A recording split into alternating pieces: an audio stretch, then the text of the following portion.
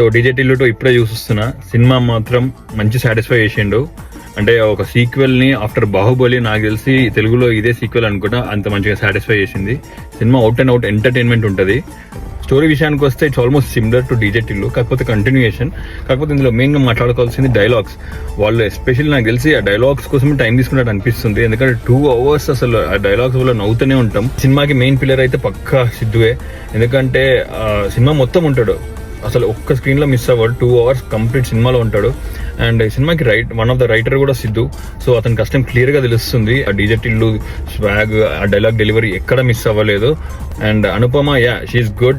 మా క్యారెక్టర్ బాగానే ఉంది. రాధిక లాగా కొంచెం ఎక్స్ట్రా ఉంది. మ్యూజిక్ చాలా బాగా కొట్టిండు. అండ్ బ్యాక్గ్రౌండ్ స్కోర్ కూడా చాలా బాగుంది.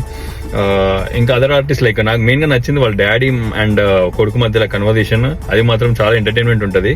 సో మెయిన్ గా చెప్పుకోవాల్సింది, కొంచెం ఫ్యామిలీతో వెళ్తే కొంచెం ఇబ్బంది అనిపిస్తుంది. అంటే లాస్ట్ లో అదే లైక్ ట్రైలర్ లో చూపించినట్టు ఆ సీన్స్ కొంచెం ఇబ్బంది అనిపిస్తుంది. కాకపోతే out and out entertainment.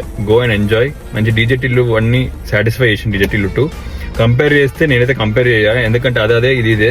So go and enjoy, have fun. Hey wait bye అయిపోయే ముందు ఒకటి చెప్పడం మర్చిపోయినా.